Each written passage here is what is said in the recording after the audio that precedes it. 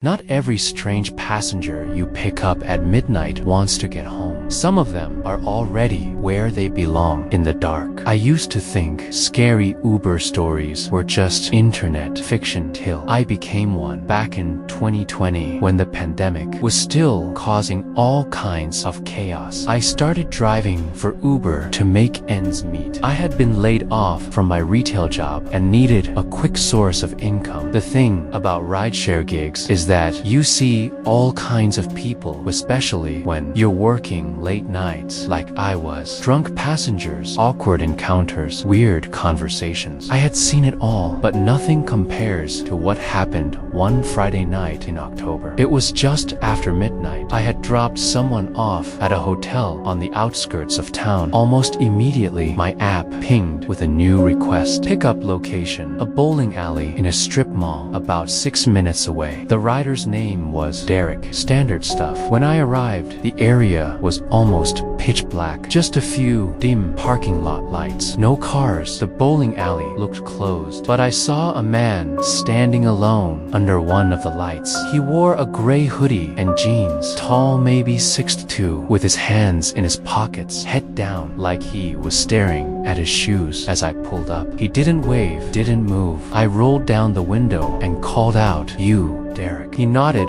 once slowly, then walked over and got in the back seat. I started the trip and asked if the destination in the app was correct. Some residential address about 20 minutes away. He responded quietly, "Yeah, that's right." His voice was flat. Not drunk, not high, just empty, emotionless. For the next 5 or 6 minutes, he didn't say a word. Every time I glanced at the rearview mirror, I saw him staring not out the window, not at his phone, but directly at the back of my head, trying to break the tension. I asked how his night was going. He paused, then said, "Just needed to get out of there." "Out of where?" I asked. "Doesn't matter," he replied. I didn't push it. We drove in silence for another 15 minutes. The neighborhood we were approaching was completely isolated. No streetlights, huge yards, lots of trees. As we neared the destination, he suddenly leaned forward and said, "Actually, can you pull into that driveway right there?" He pointed to a house on the right. The house was completely dark.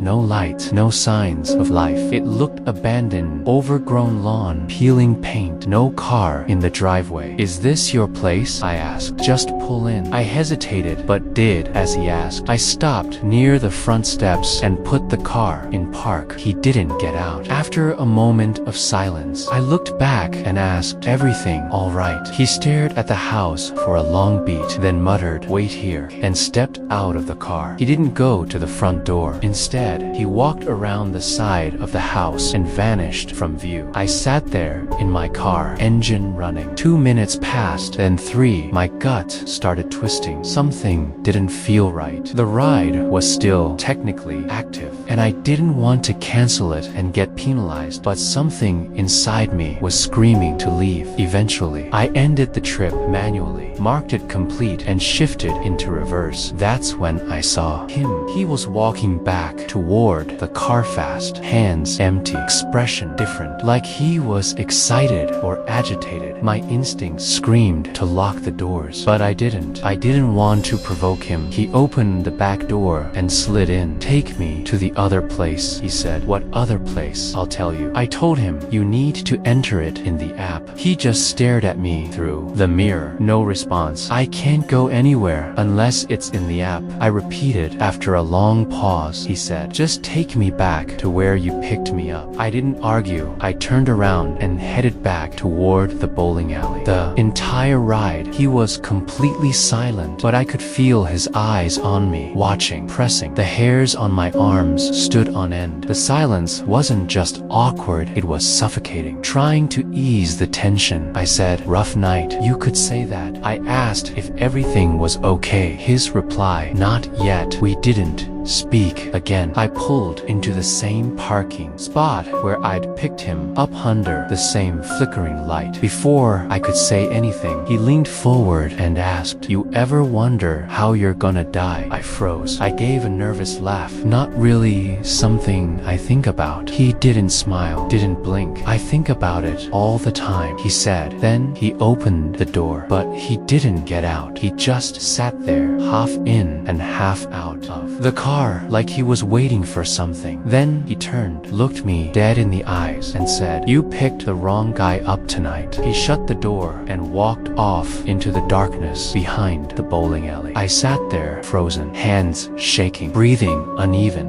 Eventually, I drove home, checking the mirrors constantly, convinced he was following me. When I got home, I opened the Uber app to check the ride details. That's when things got worse. The trip, it was gone. The rider's name no longer said Derek. In fact, there was no name at all. No profile picture. No trip history. It was like the ride had never happened. I contacted Uber support. They said the data must have crashed, or maybe the rider canceled midway. But I know what I saw. I know he got in my car. I know what he said, and I know he meant it. "You picked the wrong guy up tonight." I've never seen him again, but I've also never forgotten that night. And every time I get a ping in a dark parking lot, or a quiet rider stares too long, I wonder if he ever found the right car.